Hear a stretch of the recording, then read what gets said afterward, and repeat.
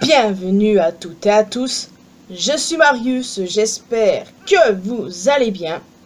Je vous retrouve pour une nouvelle vidéo sur Kung Fu Panda et je vais me centrer sur Peng et Tai Lung.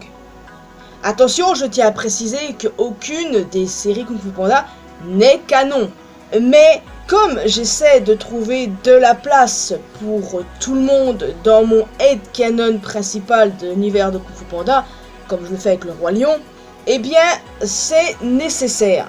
Et j'avoue que l'idée est intéressante. Oui, je sais que Peng, canoniquement parlant, est le neveu de Tai Lung.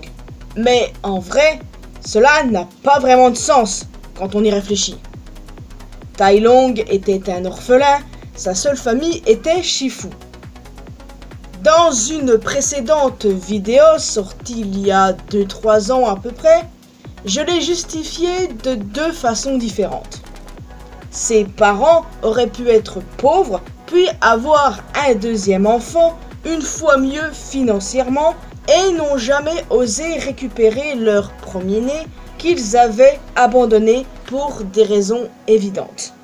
Ou alors, deuxième option, l'un de ses parents a eu une nouvelle famille, car la première relation n'était pas sérieuse et puis financièrement pauvre, la mère l'a abandonné, enfin bon. Ça c'était mon scénario principal les gars. Cependant, peu importe la situation, les parents auraient fini par entendre parler de lui parce qu'il est tout de même une célébrité. Sauf que de ce point de vue-là, ça n'a toujours aucun sens. S'il savait tout, Peng aurait été informé qu'il avait fini par devenir méchant, alors que tout ce qu'il savait, c'est qu'il faisait du kung-fu et s'appelait Tai Lung. En vrai, quand on regarde Peng, il ressemble vraiment à Tai Lung en plus petit. Et en plus, il a l'air jeune. Mais il ne peut pas non plus être trop jeune puisqu'il vit et possède son propre business avec sa petite amie Lian.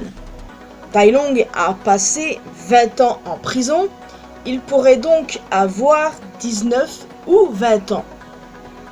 Ah, et certaines personnes ont relevé qu'il est probablement devenu son neveu simplement parce que DreamWorks ne voulait pas insinuer un enfant illégitime. Et en vrai, ça se tient, je trouve. Donc, voici une théorie qui pourrait éventuellement tenir la route. Peng est l'enfant biologique de Tai Lung, mais on lui a fait croire qu'il était son neveu. À l'époque de sa gloire, Tai Lung était évidemment très populaire, surtout auprès des filles. Et une fille léopard, pas insensible à son charme, lui céda pour une nuit. Mais elle s'est ensuite retrouvée enceinte. À ce stade, moi j'aurais cédé. Vous connaissez mon amour pour ce personnage, enfin. Enfin bon, reprenons. Et juste après, elle a appris que son idole est devenu fou et qu'il a été jeté en prison. Donc, par honneur, parce qu'on connaît la Chine ancienne, la Chine en général, aucun moyen qu'elle apprenne à son futur enfant qu'il est le rejeton d'un criminel. Du coup, avec probablement l'aide de ses parents qui ne voulaient pas qu'elle soit humiliée, elle est devenue potière, ou alors elle l'était déjà, et est juste retournée dans son village natal, et elle lui aurait appris qu'elle avait été mariée au frère fictif de Tai Lung, quelqu'un de pas très intéressant à connaître. Elle aurait aussi dit que son oncle était vivant, mais trop occupé avec le kung-fu pour lui rendre visite. Et du coup, Peng a tout gobé jusqu'à ce jour. Grâce à Po, où il a découvert ce qui était vraiment arrivé à Tai Lung. Mais sa mère ne lui a toujours pas révélé ses véritables origines. Personnellement, j'aime bien cette théorie, parce que d'un point de vue général, Tai Lung n'a pas de famille à part Shifu.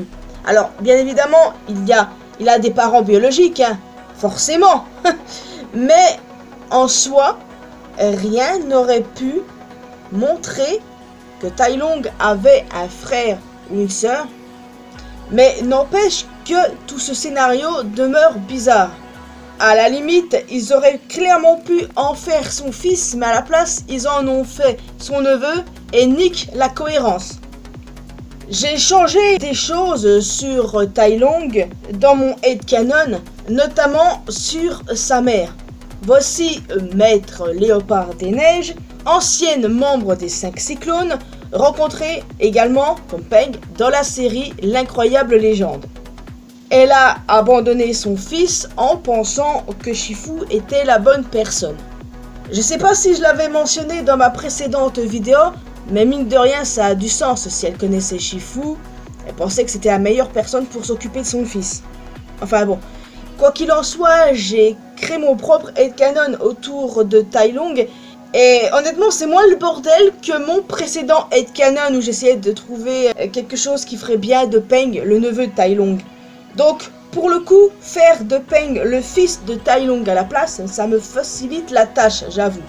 Encore une fois, je sais bien qu'aucune série Kung Fu Panda n'est canon au film, mais je vous l'ai dit, hein, j'essaie de trouver de la place pour tout le monde, comme pour le Roi Lion, quoi. J'essaye de rendre tout ceci canon dans l'univers de Kung Fu Panda, en enlevant certains éléments qui n'ont aucun sens, hein. Mais bon, voilà. Vous avez compris, peut-être que je parlerai de tout ceci en vidéo un jour, éventuellement. Et j'ai hâte de connaître votre avis sur cette théorie. Est-ce qu'il est possible que Tai Lung soit en réalité le père de Peng? Alors oui, bon, peut-être que je m'égare complètement, mais je ne suis pas la seule à le penser. Parce qu'honnêtement, je préfère le scénario où Peng est le fils de Tai Lung que son neveu.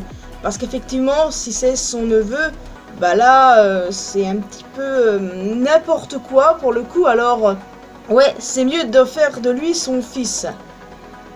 Donc maintenant les amis, je vais vous laisser ici, j'espère que vous avez apprécié cette vidéo. Alors n'hésitez pas à me laisser un commentaire en me donnant vos retours sur cette théorie. Est-il vraiment possible que Peng soit le fils de Tai Lung, ou ils n'ont vraiment aucun lien? Ça peut être en soi n'importe quoi, mais Peng ressemble beaucoup à Tai Lung. Et s'il n'est pas son neveu, il est son fils.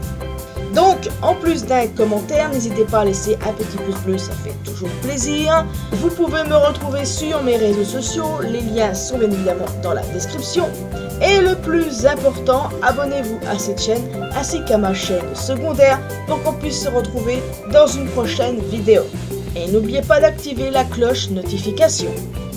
Bye bye!